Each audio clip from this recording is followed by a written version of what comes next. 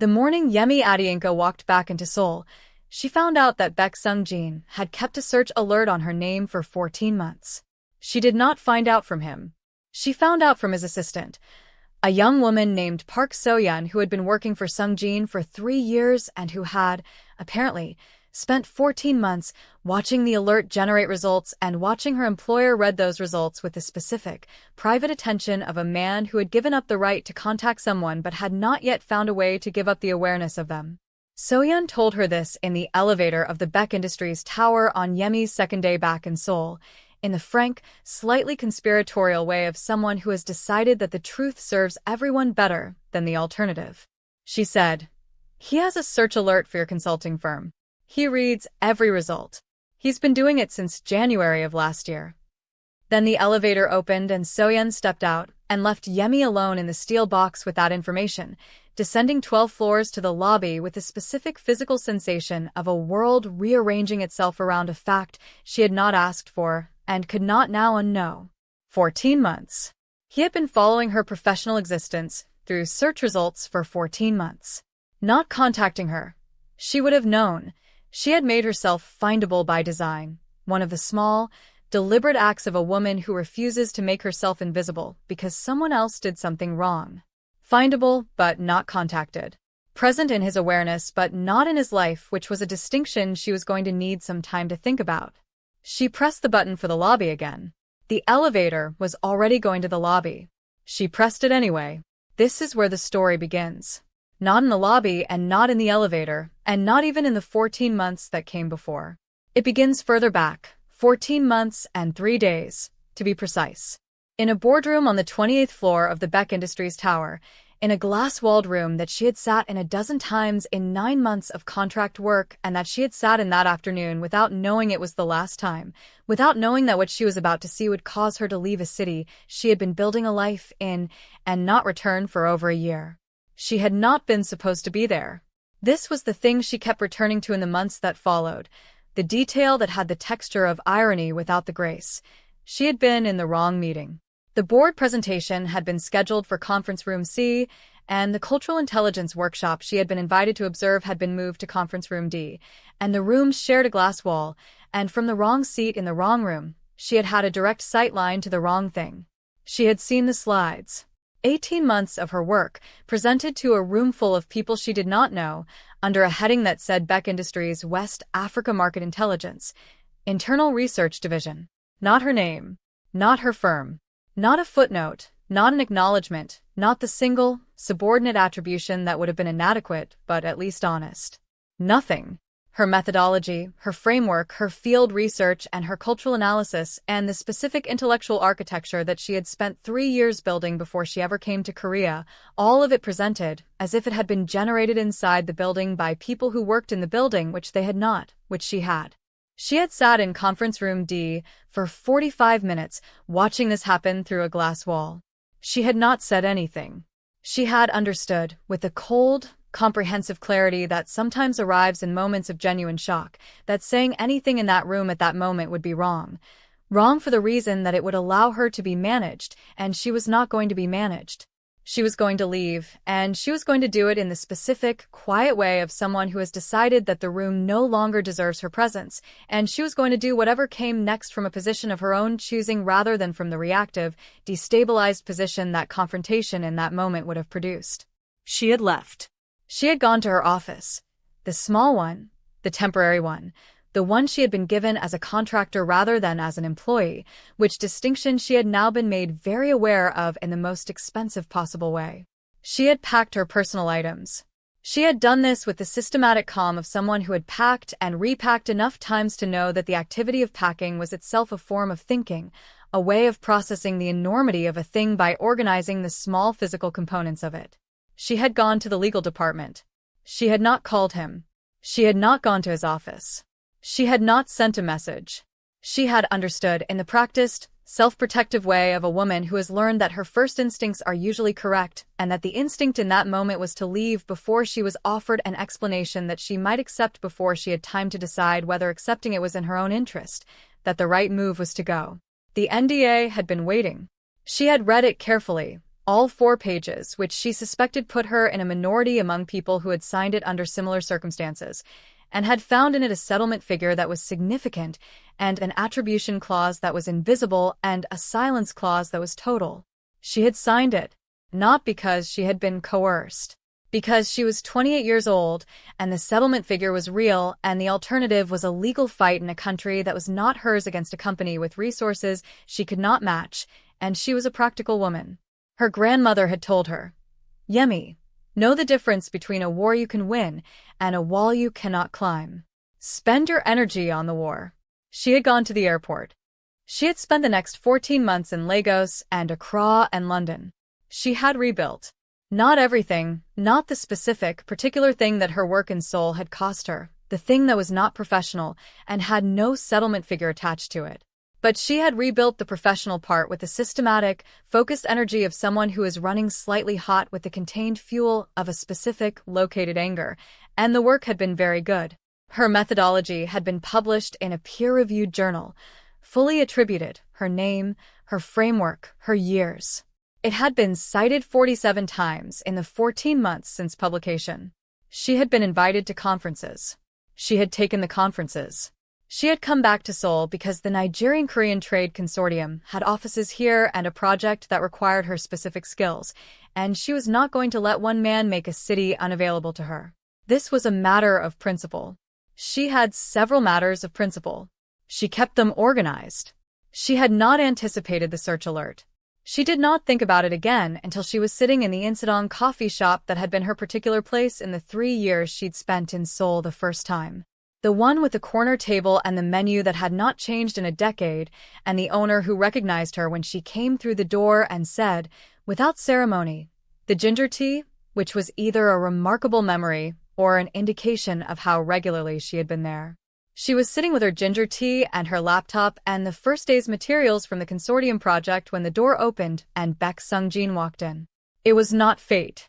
She did not believe in fate. She believed in the specific density of Seoul, which was a city of 25 million people organized around a relatively small set of neighborhoods where people of professional significance tended to eat and drink and think, and in which the probability of encountering someone you knew was simply higher than the mathematics of population would suggest, because the population was not evenly distributed, and neither were the coffee shops.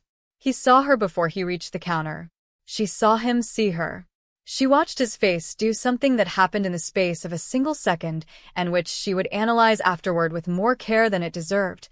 The quick, comprehensive cascade of recognition and something else, something that she could not name precisely, but that had the quality of a man who has been rehearsing for a moment and finds, when the moment arrives, that the rehearsal was inadequate. He ordered. He stood at the counter with his order and looked at her across the room, and she looked back at him across the room, and the specific, charged quality of that 30 feet of coffee shop between them was the quality of a space that contains history. She did not look away. She was not going to look away. She had left. She had done the quiet, dignified, self-protective thing 14 months ago. She was back now, and back meant back in every sense, and she was not going to rearrange herself spatially to make his comfort easier. He came to her table. He stood at the edge of it. He said, with the directness that she had always respected in him even when it was producing information she did not want, "You're here." "I'm here," she said. "The consortium project," he said. "Yes. I saw the announcement." She looked at him. "I know," she said. "You have a search alert." He went still. Not the managed stillness she remembered from boardrooms and difficult conversations and the specific, controlled way he had of receiving unwelcome information without allowing it to reorganize his face. A different stillness. The stillness of a man who has been found out and knows it and has decided, in the split second available to him, that managing it would be wrong. "So-yeon told you," he said. "Yes." He looked at her for a long moment. "May I sit down?" he said. She should have said no. She gestured at the chair across from her. He sat. He put his coffee on the table. He looked at it. He looked at her. He said, "I know what I did." "Tell me anyway," she said. "The full version." "The full version," he said, "is going to take longer than—" "I have time," she said. "I have the whole afternoon. The consortium's first full session isn't until tomorrow." He looked at her. The direct, comprehensive look that was, she had remembered correctly, his most characteristic mode, not performing attention but actually giving it, the kind of attention that required the other person to be as fully present as the giver of it. "All right," he said. "The full version." He told her. He told her from the beginning, not from the day of the board presentation, which was the part she had seen, but from the day before it, which was the part she hadn't. His cousin, Minjun, had submitted a counterproposal to the board, a competing market entry strategy for West Africa, structured as a direct challenge to the approach Sungjin had been developing. Minjun had done this without warning, presenting it as internal research from his division, and Sungjin had received the counterproposal the evening before the board presentation and had spent the night reading it. "I recognized your work," he said. "In his proposal. Not your name. He hadn't used your name. But the framework, the analytical structure, the way the cultural segmentation had been built. I had been working with your methodology for 9 months, and I knew what it looked like when someone else was presenting it without understanding it." She held her coffee cup. "He'd gotten access to my preliminary research files," she said.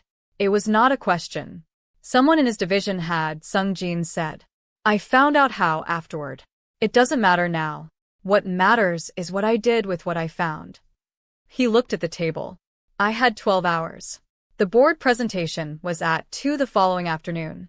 Minjun's counterproposal was already in the board packet. My options were," he stopped. He tried again.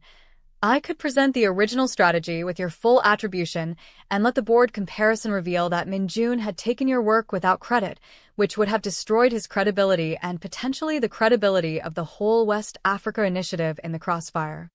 I could withdraw my presentation entirely and call for an investigation, which would have delayed the initiative by 6 months minimum and given our Korean competitors exactly the window they needed to enter the market we'd spent 9 months preparing for. Or I could," he stopped. "Or you could take my name off your version too," she said, "and present both proposals as internal research and let the board choose the better one and address the attribution question afterward." He met her eyes. "Yes," he said. "That's what I did." The Incident Cafe noise moved around them. The espresso machine. The students at the next table. The owner moving between tables with the unhurried competence of someone who has been managing the same space for 20 years. "You chose the initiative over my name," she said. "Yes," he said. "And then I chose to address it afterward, and afterward I couldn't," he stopped. He looked at his hands. "Afterward I understood what I had done. What it looked like from your position. You were in that room, and you saw your work presented as someone else's and you left, and I had sent the NDA instead of calling you, and calling you after the NDA felt like—" He stopped again. "Like what?" she said. "Like asking you to listen to an explanation while I was still in the position of having benefited from the wrong thing," he said. "I couldn't make the call. Every time I drafted something I understood that words were not enough, and that I didn't have the right to ask you to receive words that weren't enough." "So you set a search alert," she said. "So, I set a search alert," he said. Very quietly. "Because I couldn't contact you, but I could not know that you were," he stopped. He looked at her. "That you were all right. That your work was going where it was supposed to go." "The journal article," he stopped again. "You read the journal article," she said. 47 citations in 14 months, he said. "The methodology is exactly as strong as you knew it was." She sat with this. She sat with the image of him, at whatever hour of whatever morning, opening a search result and reading her journal article, her name at the top, her framework in the body, her years in every citation, and whatever that reading had cost him. She sat with it and did not yet decide what it meant. "The initiative," she said. "The West Africa expansion. How did it go?" He looked slightly surprised by the question. "Well," he said, "the board chose my version of the strategy. 3 of the 5 markets exceeded first-year projections. The Nigerian consortium became our most productive overseas relationship." He paused. "Your methodology works exactly as designed when it's applied correctly." "And in the second year?" she said. "The second-year review went to the board last month," he said. "I attributed it fully. Your name, your firm, your framework. The board now knows whose work it was." He paused. 14 months late. "Yes," she said. 14 months late. A silence. The weight of it sat between them on the corner table. "There's something else," he said. He said it in the voice of someone who has been carrying a piece of information and has decided that this is the moment to set it down regardless of what setting it down produces. "Tell me," she said. "I've been in contact with the Korean-Nigerian Chamber of Commerce," he said, "for the past 6 months.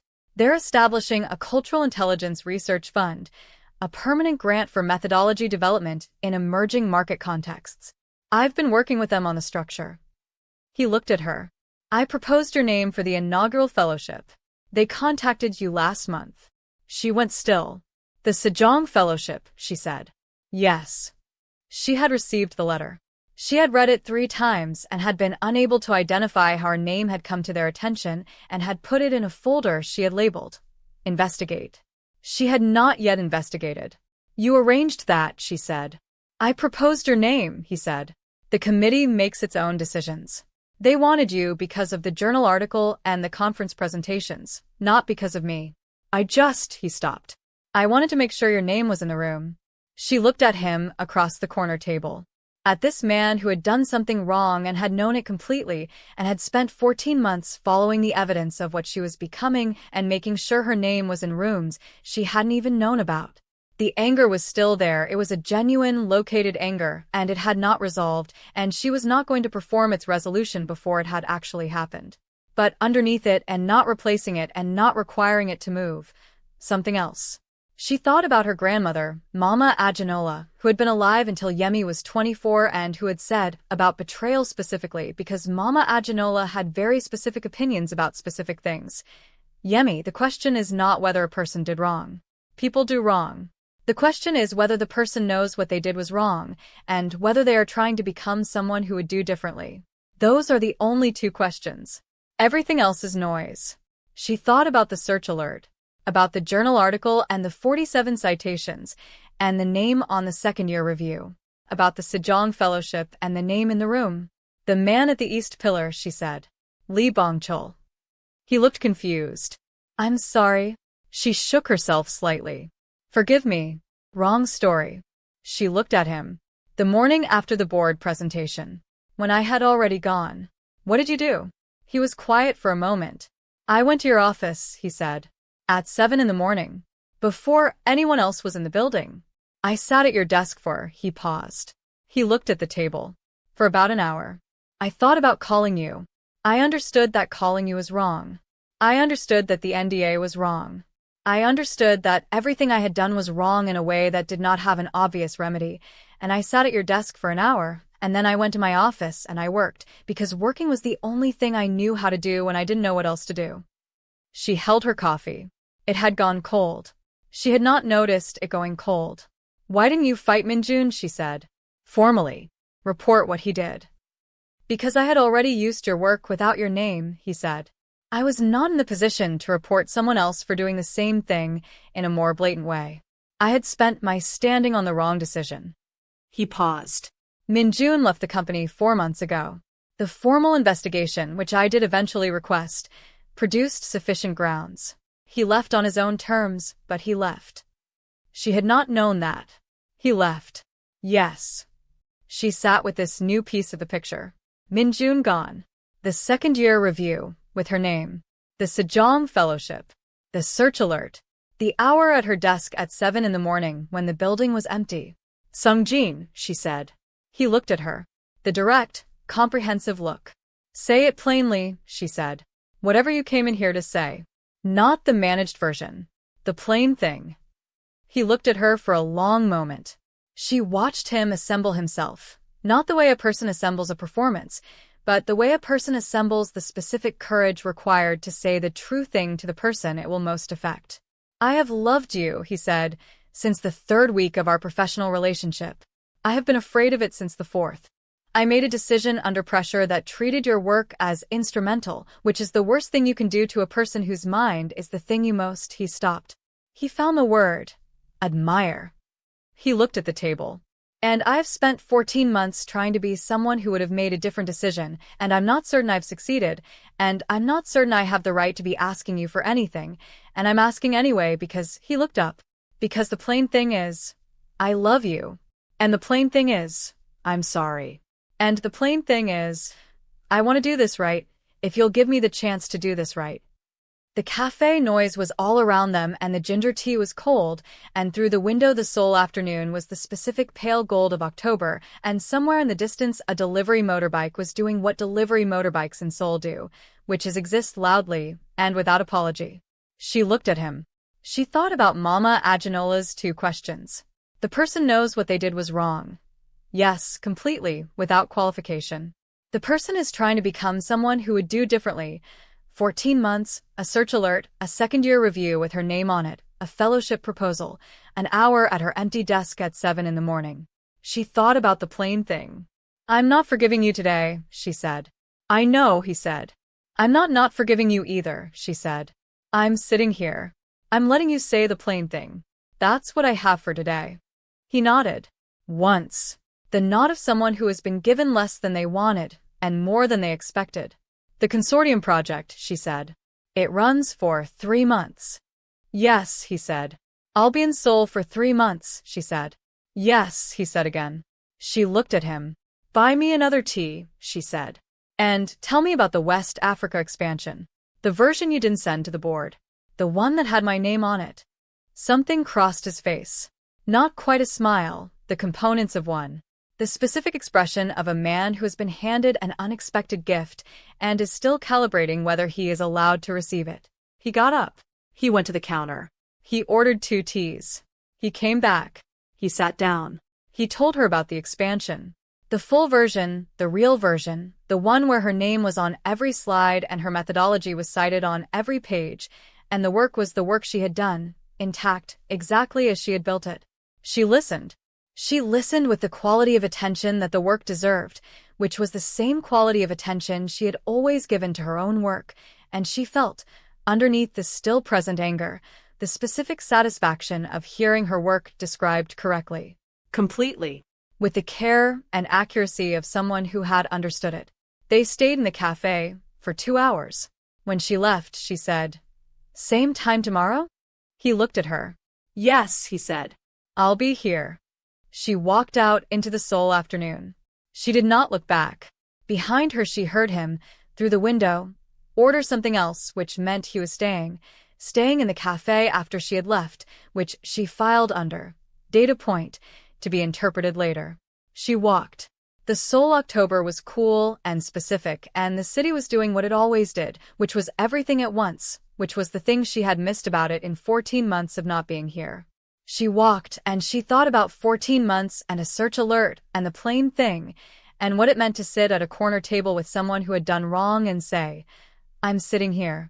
She thought about her grandmother, about the 2 questions. She thought, not today, but possibly.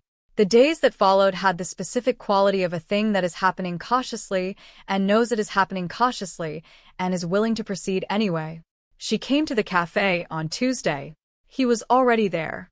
She came on Wednesday. He was already there. By Thursday, it had the quality of a plan that had never been called a plan, which was, she had learned from the Insadong Sundays of a different story, one of the more reliable ways for plans to become real. They talked. Not about the betrayal, not every day, and not as the primary subject. They talked about the consortium project, which she was finding more interesting than the briefing materials had suggested, because the cultural intelligence dimensions of Korean-Nigerian trade were more complex and more generative than she had anticipated, and he had opinions about this that were not stupid, which she appreciated.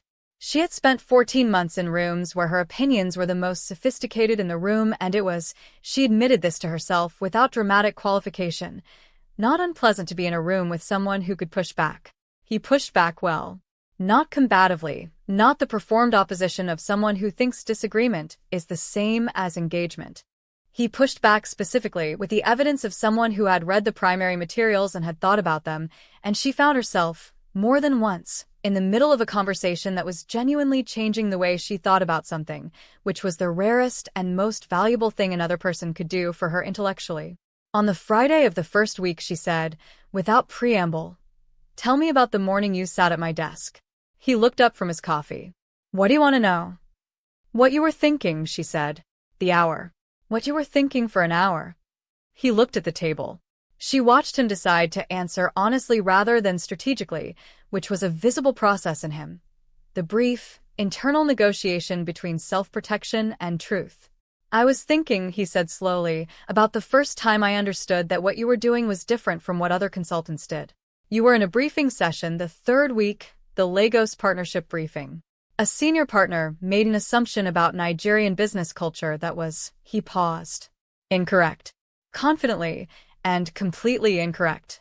And everyone in the room received it without response, because he was senior, and the assumption was culturally comfortable for the people in the room. And you said, without any adjustment for the room's comfort, very precisely, and with full citation of your primary research, that is not accurate, and here is what is accurate. She remembered that session. She remembered the specific, measured way she had said it, not aggressive, not deferential, simply correct. And afterward, he said, I understood that what you brought to the work was not just the methodology. It was the willingness to say the accurate thing regardless of what the room wanted to hear. And I sat at your desk for an hour thinking about the fact that I had done the opposite. I had let the room's comfort determine what I said, and what the room wanted to hear was a slide deck with no complications and no external attributions and no acknowledgement that the knowledge had come from somewhere outside the building. He looked up at her. I sat there for an hour understanding that I had done to you exactly what that senior partner had done to the Lagos research. I had treated accuracy as optional when the room made it inconvenient. She held her coffee. She thought about accuracy and the room's comfort and the specific, daily cost of being the person who says the true thing regardless. That's the right thing to have understood, she said. I know, he said. I wish I had understood it before. Yes, she said. Me too. She looked at him across the table. She had been angry for 14 months with the clean, organized anger of a woman who knows why she is angry and what it is attached to. The anger had not gone. But it had, over the 7 days of the cafe, and the full version and the push-back conversations, begun to differentiate itself from the other things, begun to separate from what was underneath it, which was more complicated and less organized and had to do with the third and fourth weeks, and the hour at the desk, and a man who had set a search alert because he couldn't contact her but could not know. On the Saturday, she said, Tell me about the Sejong Fellowship.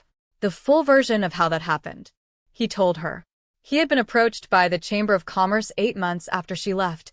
They had been following the discussion around her journal article and had been thinking about establishing a research fund in the cultural intelligence space. They had asked him, in his capacity as a senior figure in the Korean West African business community, for names of researchers who represented the state of the field. He had given them one name. He had then spent 4 months working with the chamber on the fellowship structure, without compensation, without any formal role, purely in the capacity of someone who understood the field well enough to help design the terms of the award. You built the fellowship around my methodology, she said. I built the fellowship around the gap in the field that your methodology addresses, he said. The committee built the rest. They are genuinely excited about your work independent of anything I said. I gave them your name. The rest is the quality of what you've done. She looked at him. She thought about the gap in the field. She thought about the fact that he had spent 4 months working on a fellowship structure that would make her work more visible, without telling her, without any expectation of credit, in the specific, quiet way of someone who has decided that making something right is more important than being seen to make it right. Mama Aginola had said, Watch what people do with their time when they don't have to do anything. The time reveals the person. She thought about the search alert and the hour at the desk and the 4 months building the fellowship structure. She thought about his time. On the Sunday of the second week, she arrived at the cafe first and was already seated when he came through the door. She watched him see her, the same cascade as the first time, recognition and something else, but this time the something else had changed. The rehearsal quality was gone. The something else was simpler and more direct and had the quality of something that has stopped needing to check whether it is allowed. He sat down. He ordered. He looked at her and said, How's the consortium project going? The cultural mapping is more complex than I expected, she said. There are 4 distinct regional business cultures operating within what the briefing materials treat as a single market. The intervention design is going to need to account for that. Which regions? He said. She told him. He listened.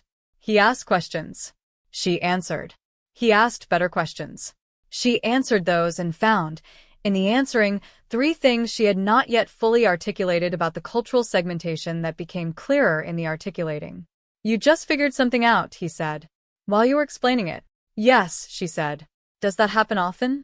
"The thinking through talking." "With the right person to talk to," she said. He looked at her. He understood exactly what she had said. He did not make it into a moment. He simply received it and moved on, which was, she thought, the right response to a thing that was being offered carefully and did not need to be grasped at. The weeks continued. She came to the cafe. He was there. They talked about the consortium project and the West Africa expansion and the fellowship and the methodology and the specific, contentious question of how cultural intelligence should be weighted in market entry decisions, about which they disagreed in a way that was productive and occasionally loud in the specific, focused way of people who care about being correct more than they care about winning. The anger continued to change. Not to diminish. She was precise about the distinction which mattered. Not to diminish, but to differentiate, to clarify, to become the specific, located thing it actually was rather than the general, encompassing thing it had been when it was her only organizing principle for what had happened. The anger had been her way of knowing, in the 14 months of not being here, what had happened and why it mattered. Now that she was here and the full version had been offered and received, the anger could afford to become more specific. The specific thing it was, she had been hurt. The work had been taken. The name had been erased. She had left a city she was building a life in and spent 14 months rebuilding, which was real and had cost something real. That was the anger. It was real. It deserved to be named as real. Underneath it, the specific, complicated other thing, which was that the man who had done the wrong thing had been trying for 14 months to undo it. Had been trying in the specific, quiet, unannounced ways of someone who understands that the doing of the wrong thing has already used up his standing, and that whatever comes next has to be done without standing, without expectation of credit, without any assurance that the person you wronged will ever know. She knew. She was deciding what to do with the knowing. In the 3rd week, on a Wednesday, she arrived at the cafe to find him already there with 2 teas, both ginger, both at the temperature she had specified once, and he had not forgotten, and a folder on the table. She sat down. She looked at the folder. "What is that?" she said. "The second-year board review," he said. "The original version. With your name." She looked at the folder. She looked at him. "You kept it." "I kept it," he said. "I always intended to. I kept it because I intended to show it to you, and I didn't know when I would have the chance." She opened the folder. She looked at the cover slide. Beck Industries West Africa Market Intelligence, Cultural Framework Design. And underneath, in the specific position that attributed the work correctly, methodology developed by Dr. Yemi Adeyinka Cultural Intelligence Consulting. Framework copyright Yemi Adeyinka, 2023. Her name, her framework, her copyright. She turned the pages. Every slide. Her name on every slide. Her methodology cited on every page with the care and accuracy of someone who had understood the work and was attributing it to its source with no ambiguity and no qualification. She turned the last page. At the end, a note she had not expected, handwritten in Korean, in his handwriting, which she recognized from the margin notes she had seen on documents in 9 months of working in his building. She read it slowly. Her Korean was adequate for reading, if not for the full register of the written. It said, "This work belongs to Yemi Adeyinka, who is the best thinker I have ever had the privilege of working with. Whatever this company does in the West African market, it does on the foundation of her intellectual generosity." The fact that this was not said clearly enough, early enough, and in the right rooms is a failure of mine that I am trying to make right. BSJ. She sat with her hands flat on the last page of the folder for a long moment. "You wrote that note," she said. "Yes," he said. "When?" "The morning after the board presentation," he said. "The morning I was at your desk." She looked up at him. "You wrote it that morning?" "Yes." She thought about a man at an empty desk at 7 in the morning writing a note in the margin of a document that had done the wrong thing, as if writing the note could undo the wrong thing, as if it could not undo it, but could at least be the record of the intention to undo it. She closed the folder. She sat in the Incident Cafe, with the cold October light coming through the window, and the ginger tea going warm in her hands, and the specific weight of a decision that had been building for 3 weeks settling into the place where decisions settle when they are finally ready to be made. "Sung-jin," she said. He looked at her. The direct, comprehensive look. The one that gave you its full attention because it believed you were worth the full attention. "I'm going to tell you something," she said. "The plain thing." "Tell me," he said. "I came back to Seoul because I refuse to let you make this city unavailable to me," she said. "That's the reason I told myself. And it's true. But it's not the only reason." She held his gaze. "I came back because I have been thinking about this, about you, for 14 months, and not all of what I've been thinking was anger. Some of it was the other thing. The thing that was there before the boardroom." She paused. "I want to be clear. The anger is also still there. The wrong thing happened. The wrong thing cost me something real. That doesn't go away because you set a search alert and wrote a note at a desk at 7 in the morning." "I know," he said. "But," she said, "Mama Aginola, my grandmother," she said, "the question is not whether a person did wrong. The question is whether they know what they did was wrong, and whether they're trying to become someone who would do differently." She paused. "You know. I can see that you know completely and without qualification. And you have been trying. 14 months of trying, without knowing whether I would ever see it." He was very still. "Yes," he said quietly. "So I'm saying," she said, "that I am willing to continue this. The cafe. The conversations. The thing that was there before, and is still there even though it's more complicated now." She paused. "On one condition." "Name it," he said. "Plain things," she said. "Always. Even when they're difficult. Especially then. No managed versions. No decisions made under pressure that you don't tell me about until 14 months later." He met her eyes. "Yes," he said. "That's the condition I should have been operating under from the beginning." "Yes," she said. "It is." A silence. Not the weighted, difficult kind. The other kind. The kind that has been cleared of something and has space in it now. "The fellowship," she said. "I'm going to accept it." "Good," he said. "It has nothing to do with you," she said. "The work merits it on its own terms." "I know," he said. "I told you that." "I'm saying it so that we're both clear," she said. "The fellowship is mine, because of the work. What happens here?" She gestured at the table, the cafe, the space between them. "That's a separate thing." "Two separate things," he said. "Both real." "Both real," she said. She picked up her tea. He picked up his. The cafe moved around them in its specific, unremarkable way, the espresso machine, the students, the owner moving between tables, the Seoul afternoon going about its Seoul afternoon business of being a city. She thought about the Han River, which she had missed for 14 months without exactly admitting that she had missed it. She thought about the Insadong streets and the October light, and the corner table that had been her particular place and was still, apparently, her particular place. She thought about 14 months of building, in Lagos and Accra and London, something strong enough to carry her back here, and the fact that being back here was, against the expectations of the part of her that had preferred to be invulnerable, the right place to be. She thought about the plain thing. She thought about the work, which was hers, which had always been hers, which had continued to be hers even in the 14 months when someone had presented it without her name, because the work belonged to the person who did it, and that did not change regardless of what happened to the attribution. The work was hers, and it was strong, and it had 47 citations and a fellowship in its name, and it was going to continue being hers and being strong regardless of what happened next. She thought about what was going to happen next. She thought about him, at a desk at 7 in the morning, writing a note in the margin of a document that had done the wrong thing. She thought about 4 months of fellowship structure and 14 months of search results and the second-year review, with her name on every slide. She thought about Mama Aginola, who had not been wrong yet. "Tell me about the Nigerian consortium," she said. "The version you didn't present to the board." He looked at her.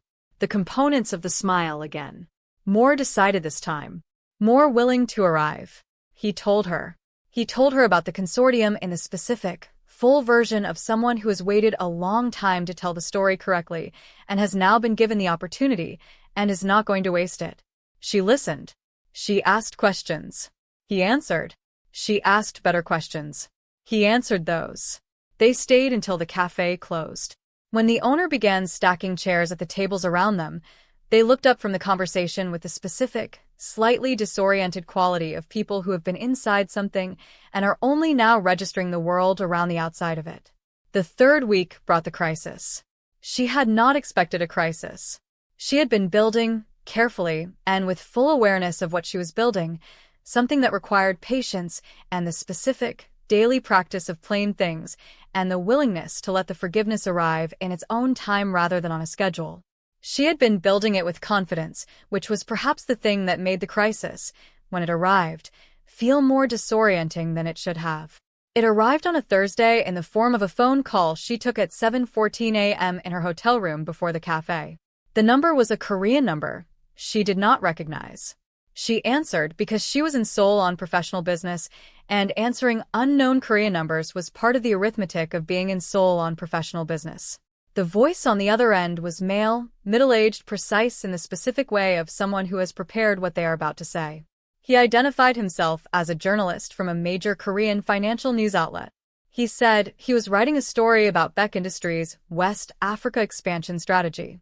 He said he understood she had been the original architect of the methodology behind the strategy. He said he had documents. He said documents with a specific, weighted emphasis of a person who wants you to understand that documents mean something more than paper, indicating that the methodology had been presented to the Beck board without attribution to her. He said he was calling to ask whether she would like to comment. She was very still. "Where did you get the documents?" she said. "I'm not able to share my sources," he said. "What documents specifically?" she said. He described them.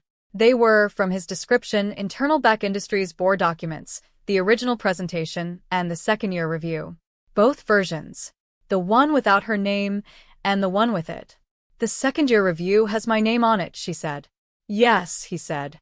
"The current version does. The original presentation does not. I am writing about the gap between the two." She sat in her hotel room and thought rapidly. The story he was writing was true. The facts were accurate. The original presentation had not attributed her work. The second-year review had. The gap between the two was real and documented, and had cost her something real. She had signed an NDA that she had not read carefully enough, which she was regretting specifically right now. "I need to think about this," she said. "Can you give me until this afternoon?" "I can give you until 3 p.m., he said. She hung up. She sat for exactly 2 minutes doing nothing, which was her process for absorbing large information. 2 minutes of stillness, then motion. At the 2-minute mark, she picked up her phone and called Sung-jin. He answered before the first ring had completed. He said, "I know. So-yeon just called me. The journalist contacted the company's press office an hour ago." "You knew before I called," she said. 30 seconds before, he said. "I was about to call you." "What are the documents?" she said. "How does he have them?" "Min-jun," Sung-jin said. His voice was even. She had learned to read the evenness. It was not calm, it was the surface that his anger sat underneath when his anger was present, and he was choosing not to lead with it. Min-jun has board access to the internal document archive going back 5 years. He lost his access when he left the company, but he retained copies of materials he had downloaded before he left. "We've been managing the exposure risk for 4 months. "You knew this was possible," she said. "I knew it was possible," he said. "I did not know Min-jun had given the documents to a journalist. I thought his interest was in the settlement negotiation from his departure, not in." He stopped. "I should have anticipated this. I didn't." She absorbed this. "What's in the documents that he gave?" she said. "From what the press office has established, the original board presentation without your attribution, and the second-year review with it." A pause. "The journalist is going to write about the gap regardless of what either of us says. The question is whether the story is about a company that corrected a wrong and continued to correct it, or about a company that tried to suppress a wrong until it was forced into the open." "Those are 2 very different stories," she said. "Yes," he said. "One of them is true. One of them is not." She sat with this. She thought about the NDA. She thought about what she had signed and what it permitted and what it did not. She thought about 14 months and the search alert and the note at the desk. She thought about what the journalist's story would look like if she said nothing, and what it would look like if she said the true thing. She thought about the condition. The plain thing always. I want to see the NDA, she said. Today. Before 3. I'll have it sent to you in the next 20 minutes, he said. I've already asked legal. And I want to talk to you, she said. Before I decide anything. In person. I'll come to you, he said. The cafe or... The cafe, she said. 1 hour. He was there in 45 minutes. She was already there. He sat down. He looked at her, and she looked at him, and for a moment neither of them said anything, which was, she thought, the appropriate response to a situation that had just become significantly more complicated than it had been at 7:13 that morning. The NDA, she said. You have it, he said. Did you read it? I'm reading it now, she said. She had the document open on her phone. She read. She was a careful reader, and she read the full document in the way she always read full documents, completely without skimming, with the specific attention of someone who understands that the important thing is usually not where you expect it. She found it on page 3. The settlement agreement included a standard confidentiality clause that covered the specific facts of the original dispute. But, and this was the thing that her rush to the airport 14 months ago had caused her to miss, the clause had an exception. The exception read, disclosure required for the protection of the signing party's professional reputation or intellectual property rights. She put her phone down. The NDA has an exception for protecting my professional reputation, she said. Yes, he said. I know. You know? I reviewed the NDA when we were preparing for the potential press exposure, he said. 4 months ago. I identified the exception, and I understood that if the story broke, you had the legal standing to speak to it. He met her eyes. I did not contact you to tell you, because he stopped. Because you had no right to contact me, she said. Yes, he said. But also because I was hoping it wouldn't break. I was hoping Minjun's interest was purely financial and that the documents would not become a press story. He looked at the table. I should have contacted you regardless.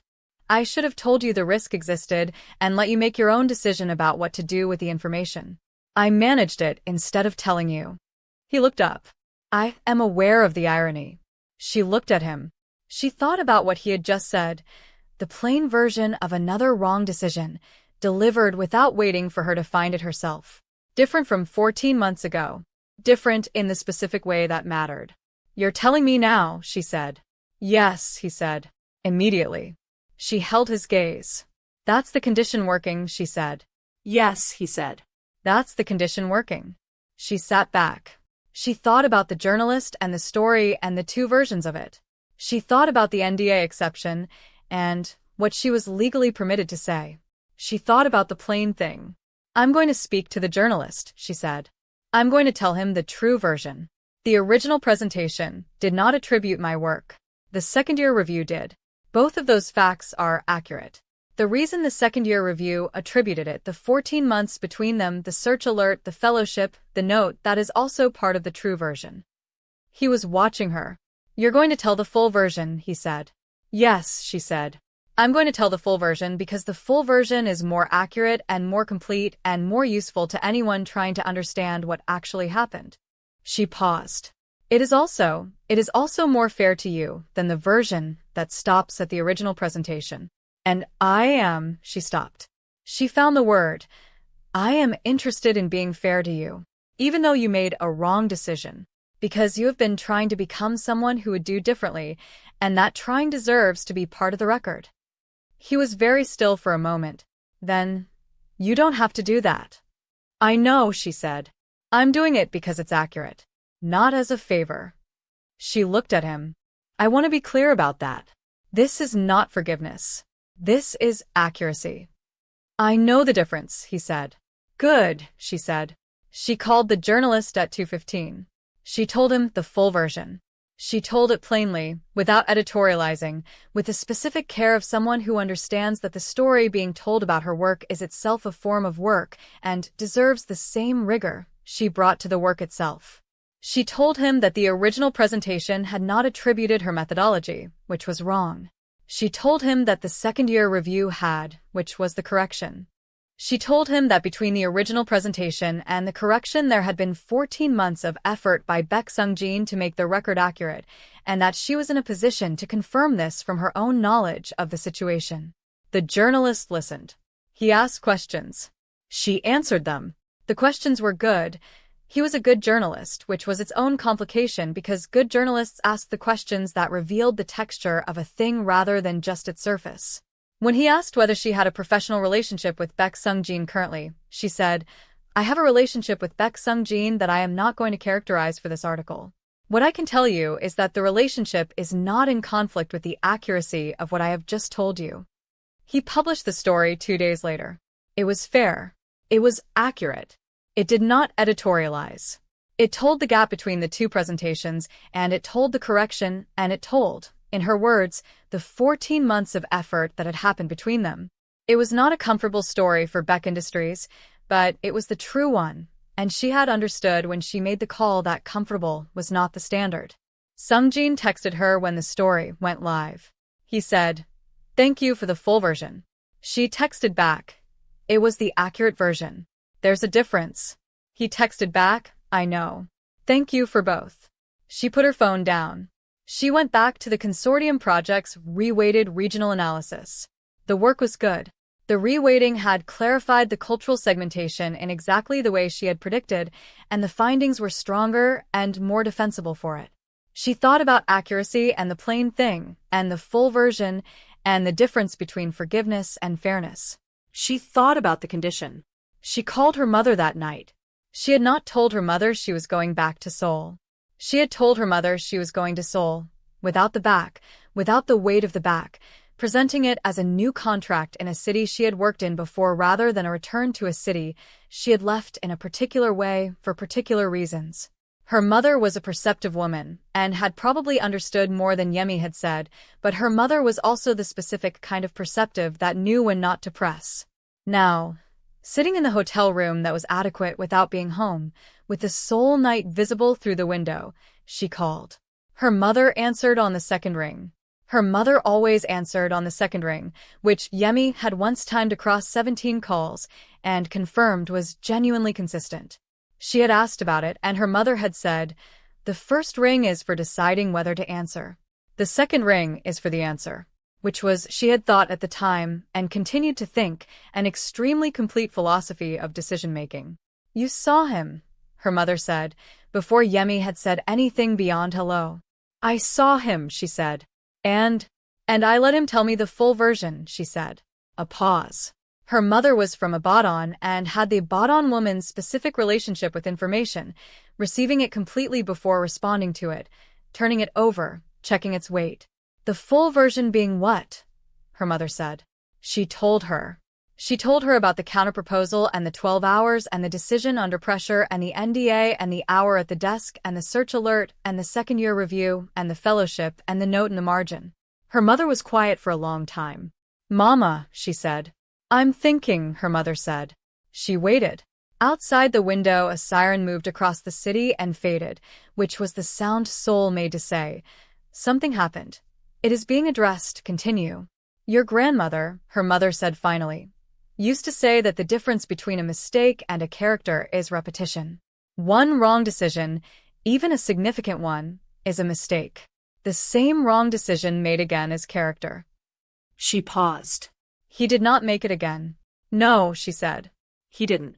He's been spending 14 months trying to unmake what he made," her mother said, "without asking you to witness it, without making it about being seen to try." "Yes," she said. "That tells you something," her mother said. "I know," she said. "I'm sitting with what it tells me." "Don't sit too long," her mother said. "Your grandmother also said, the person who sits with a feeling until they understand it perfectly is the person who misses the feeling entirely." A pause. She was talking about mango season, but it applies. Yemi laughed. She had not expected to laugh. The laugh surprised her, and then felt right, the way some surprises do. "I'm not sitting too long," she said. "I'm coming back tomorrow." "To the cafe?" her mother said. "To the cafe," she said. "Good," her mother said. Simply.